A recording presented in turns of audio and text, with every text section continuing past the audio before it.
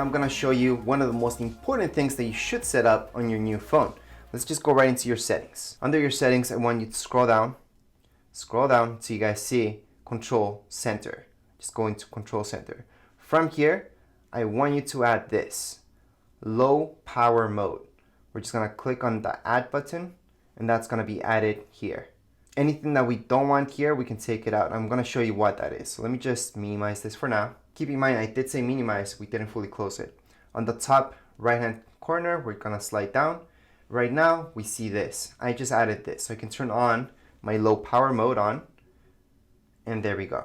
So if you're running out of battery, or you know you're gonna have a long day, you won't be able to charge your phone, you want that low power mode to be on the whole time. That's very important because it does help out with your battery big time. Anytime that you don't care about it, just turn it off. That's how you can turn it off right here on your phone. So we're gonna slide up and I want to show you the long way of doing that. So right now we added that shortcut so we can just go power on, power off for our low battery mode. And we can do that from our settings as well. So let me just go back into our settings. And right here, if we scroll down just a little bit, we have to look for your battery. Here's our battery. I can turn on my low power mode just by doing that or turn it off.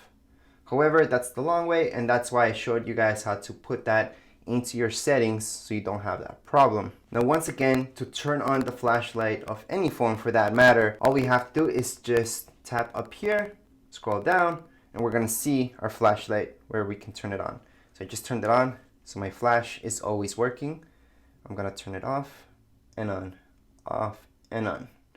And that's how it works, and that's for any iPhone out there. So once again, it doesn't matter which phone you guys have, it's gonna be the exact same tutorial for any one of these. Anyways, if you guys have any comments, questions, you guys can write down here in the comments area, and don't forget to subscribe and rate. Thank you.